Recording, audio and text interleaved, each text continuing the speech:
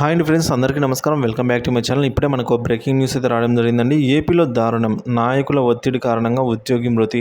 పూర్తి వివరాలైతే ఈ వీడియో ద్వారా తెలుసుకుందాం. వీడియోని ఎక్కడే కానీ స్కిప్ చేయకుండా ఎండ్ వరకు చూడండి, అప్పుడే పూర్తి ఇన్ఫర్మేషన్ అర్థమవుతుంది.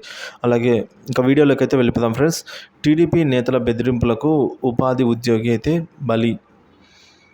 ఉద్యోగానికి రాజీనామా చేయాలని ఫీల్డ్ అసిస్టెంట్కు హెచ్చరిక, లేకపోతే తప్పుడు కేసులు పెట్టి జైలుకు పంపిస్తామని వేధింపులు. మనస్తాపంతో పురుగుల మంది తాగి ఆత్మహత్య చేసుకున్న ఆనంద్. పల్నాడు జిల్లా గోపాలం వారిపల్లెలో అయితే విషాదం అండి. టీడీపీ నాయకుల బెదిరింపులు భరించలేక ఉపాధి హామీ పథకం ఉద్యోగి ఒకరు పురుగుల మంది తాగి ఆత్మహత్య చేసుకున్నారు. ఈ ఘటన పల్నాడు జిల్లాలోని చిలకలూరిపేట మండలం గోపాలం వారిపాలెంలో అయితే గురువారం జరిగింది. మృతుడిని కుటుంబ సభ్యులు తెలిపిన వివరాల ప్రకారం గోపాలం వారిపాలెం గ్రామానికి చెందిన జడ ఆనంద్ 38 సంవత్సరాలు.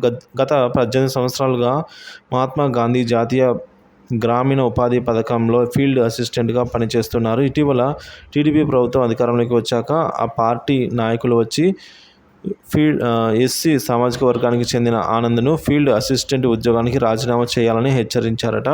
ఉద్యోగానికి ఈ మేరకు రాజీనామా చేయకపోతే ఆర్థిక అవకతవకలకు పాల్పడినట్లు క్రిమినల్ కేసులు పెట్టి అరెస్టు చేయిస్తామని బెదిరిస్తున్నారని చెప్పారు.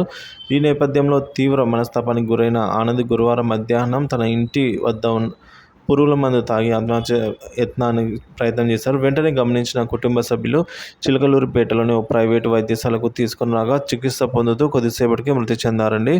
సో దారుణం. అయితే ఈ విధంగా ఆనంద్కు సంబంధించి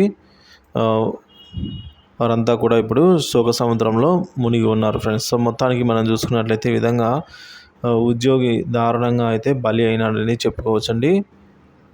సో టీడీపీ నేతల బెదిరింపులకు ఉపాధి ఉద్యోగి అయితే బలి.